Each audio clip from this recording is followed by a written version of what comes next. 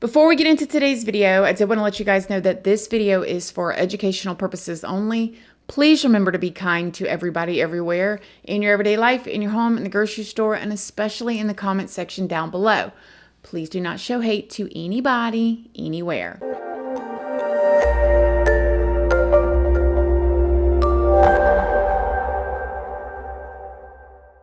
Good morning, my lovelies, my beauties, my friends. My name is Christina and welcome to my channel. If you're new here, thank you so much for clicking on this video. I really hope that you will subscribe, stick around, take a chance in hearing some things that I have to say. And if you are a returning subscriber, y'all already know, y'all are my babies. So good morning, good morning, good morning. How is everybody doing today? I hope you all are having an amazing day. So in today's video, we're going to be talking about the case of Rachel Morin, the 37-year-old mother of 5 who went missing on August 5th. You guys, I have researched so much about this case, and there is a bunch of different theories out there. There are major news sources that are putting out totally different stories from the other one. So I'm going to do the best that I can by telling you guys what we seemingly know with the information that is already out there very publicly. But I think that this case has the potential to change in the future. So let me just tell you guys what we know so far. Rachel Morin was 37 years old, 5'2", 107 pounds, blonde hair, blue eyes, and from Dover, New Hampshire, but she had been living in Bel Air, Maryland for a while. Rachel was one of 5 siblings, and it seems that she had a pretty big family. I even read that one of her sisters had 7 children, and Rachel herself had 5 children. I could only imagine like family reunions and they all get together and all the cousins, they probably had a really good time. I hope that they did. Rachel was previously married, but then she got divorced. Rachel worked as a model and appeared on the cover of OWL magazine, which was the local Harford Community College's student newsletter where Rachel's brother John worked as a technical director. In 2019, Rachel officially started her cleaning business and had clients that really loved and respected her. Now, Rachel, again, being a 37-year-old mother of 5 with her children ranging from the ages from 8 to 18, was known to be a great, dedicated mother. She worked very hard, and the people who knew her said that she was a very disciplined mother. She did everything that she could to raise her 5 children well and make sure that they feel loved, which then brings me to the fact that Rachel herself was looking for love. On August 1st, Rachel had just shared on her Facebook that she was dating a man named Richard Tobin. In the post, she said, "Only started taking pics a few weeks ago, but these are my favorites, from the beach to the mountains." And on social media, Rachel posted touching photos with her children, selfies at the gym, and spending time with her friends. Bel Air is in Harford County, which is about 30 miles north of Baltimore and has about 10,000 residents. And this area has many popular hiking trails. This brings us to August 5th. So we're all caught up, right? So 37-year-old Rachel, 5 children, single mom, has her own cleaning business, has clients that really love her and look forward to seeing her, and she works really, really hard. She's a good,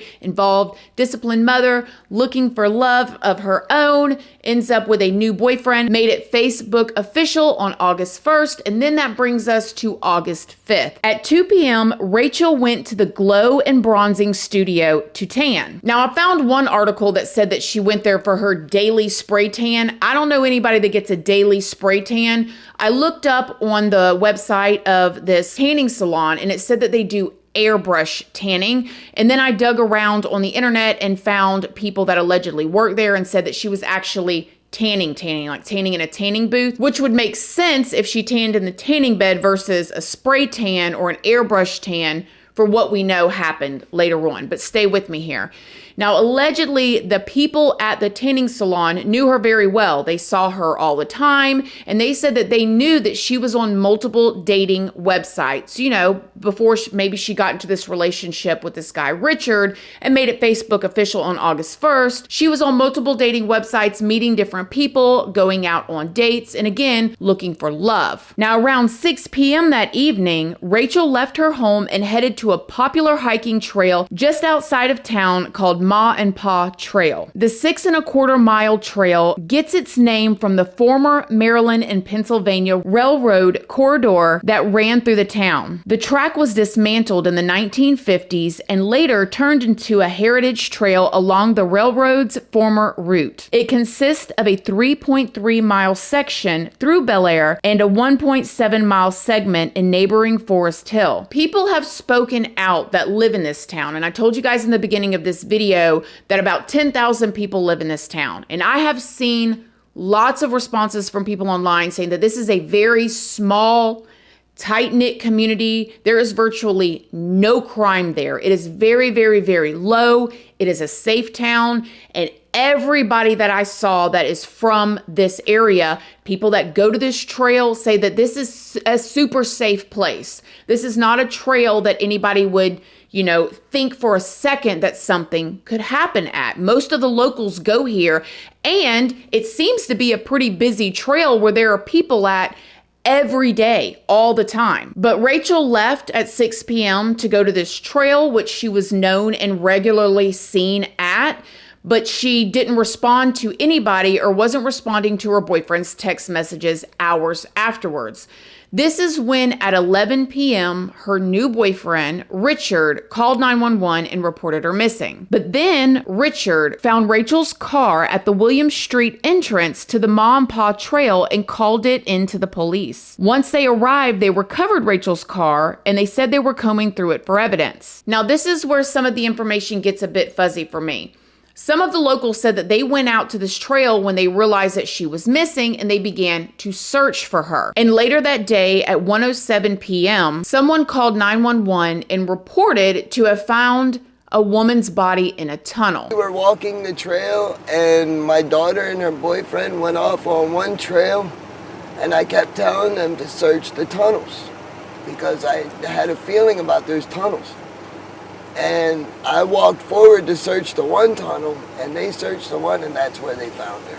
Then that night, the sheriff held a press conference and said that they were basically starting a homicide investigation. While it was all of our hope, certainly mine and everyone standing up here with me, and the men and women of our office and all of our citizens, that Rachel would be found safe, at about 1:07 p.m., a citizen called 911 to report a female's body had been located off the trail.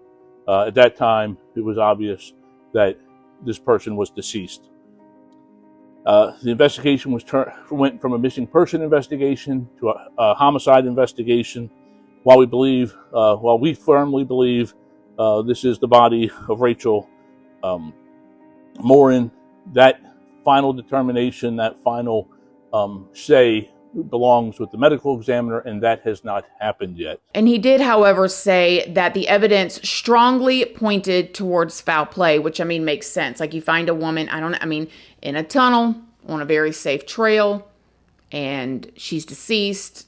There's a good chance that a healthy 37-year-old woman didn't just crawl into a tunnel and pass away. Now, I found a seemingly conflicting article from the New York Post, which is a pretty big news source, and I will leave it linked down below. I hope that they don't go in and change the article. I know that some of these news sources have the ability to put an article out online and then go in and change stuff in it, because I have taken screenshots and put them in my videos and then gone back to that article and they've changed stuff in it. So I know that some of these news sources can do that. Nevertheless, I'll leave this article link down below. In this article, and this is all alleged, I do not know, okay? The New York Post said that the workers or the worker at the tanning salon said that Rachel told them that she was getting ready to go to the gym afterwards, okay? Not to the trail and not to home. She was going to the gym. Allegedly, according to this article as well, there were deleted Facebook posts from her new boyfriend saying that he was at the gym with her and that he had dropped her off at 5 p.m.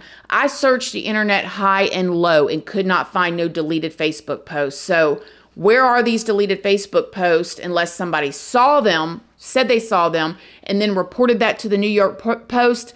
Nevertheless, if that story is true at all, that completely changes the story, right? That goes from her going to the tanning salon, meeting her boyfriend at the gym, or him picking her up, then him dropping her off at 5, and then her going to the trail at 6. And the disappearing, I don't know. That's something about that don't seem right. But what we do know for sure is that she ended up at that trail and that she was allegedly at the tanning salon. So what happened in between, I don't know.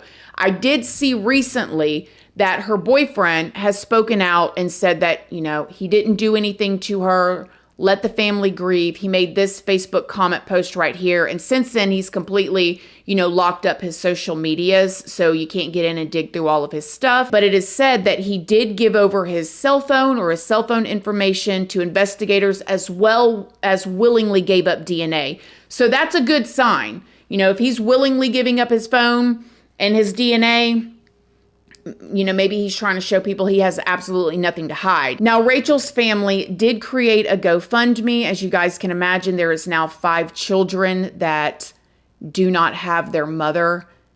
Absolutely devastating. And Rachel's sister, Rebecca, wrote, "It is with devastating sadness and a broken heart that our family has been hit with yet another heartbreak. My sister, Rachel Morin, went missing on Saturday, August 5th, 2023 at 6 p.m. In less than 24 hours, her body was found by local law enforcement, and I find that I have to make a GoFundMe to help my mother, Patty Morin, with funeral costs." Rebecca, Rachel's sister, confirmed that Rachel did not have life insurance, which I highly suggest everybody watching this, especially if you have children, consider getting life insurance. If you are young, you can get it much cheaper than if you try to get it when you're older. But nevertheless, she confirmed that her sister did not have life insurance and that hopefully the GoFundMe can help with her children. I will leave it linked down in the description box as well. And not long after that, the police did confirm that it was Rachel's body that was found in the tunnel. Now, there are a bunch of theories going around out there. There was one guy who said that he just had a feeling to check the tunnels and that he was with himself, his stepdaughter, who he said was friends with Rachel, which you guys got to remember too. This is a very small town. I seen people in Facebook groups about Rachel Morin that actually had seen her at the trail earlier that week, because a lot of people go to these trails because, again, small town. But that this guy who said that his stepdaughter, and I believe it was her boyfriend or her friend, they went to the trails to look for Rachel. He had this gut feeling to check the tunnels. The two of them went to one tunnel. He went to another tunnel, and he said that his daughter or stepdaughter is the one that found Rachel's body. I had a feeling about those tunnels. And I walked forward to search the one tunnel, and they searched the one, and that's where they found her. Now, the police came out later and said that he was lying, that he did not find the body, but I don't know. Does that mean when the police say that he didn't find the body, they're telling the truth because it actually wasn't him that found it? It was actually his stepdaughter. But he said that her body was found in a very gruesome way, and that there was a giant rock covered in red bodily fluid, and that it would definitely be a closed casket. Okay, that's what he said. A lot of people were upset that he was talking to the media, but if what he is saying is true, maybe he didn't know any better. I mean, maybe he's not somebody that spends a lot of time on the internet like us and knows that, you should just let the investigation go on. But nevertheless, that is one bit of information that's out there, and now people are wondering if this guy's involved. Also, of course, the boyfriend, a lot of people online are wondering if the boyfriend was involved. There's theories of exes being involved. However, right now, the investigators and the sheriff's office are saying that they have no concrete suspects, and also 5 different people that were on the trail that evening have now been interviewed. So they are interviewing people that were on the trail at the same time as Rachel. I don't have a concrete idea. I go back and forth right now between possibly being somebody that she knew and it being a random person on this trail that saw her by herself for a split second. It only takes a split second for somebody to run up from behind you, put their hands over your mouth, and drag you into a giant tunnel. I mean, it takes only a second, and it could have been anybody. I do hope that the investigators have a suspect in mind. Again, they took DNA from the boyfriend, so that makes me, hope that they're going to find DNA on Rachel, and that this case will be solved. I believe this is going to be solved. I believe the perpetrator is going to be found in this case. I mean, look at the Delphi case. 5 years plus later, and they got somebody. So these things happen. Look at the situation with the 4 Idaho students. Investigators kept saying at the press conferences, we have nobody, we have no suspect. And then boom, somebody was arrested and they had been watching somebody for a while. So you never know. I do just want to remind everybody that are runners, I am a runner as well myself, to please be careful.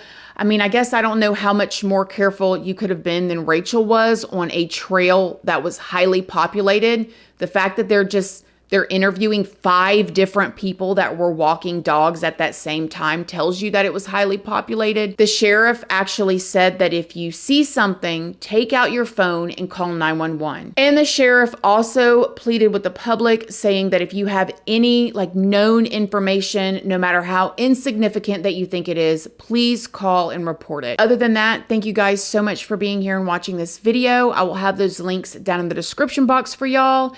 Let me know what you guys think in the comments section, and I'll see y'all in the next video. Love you guys. Bye.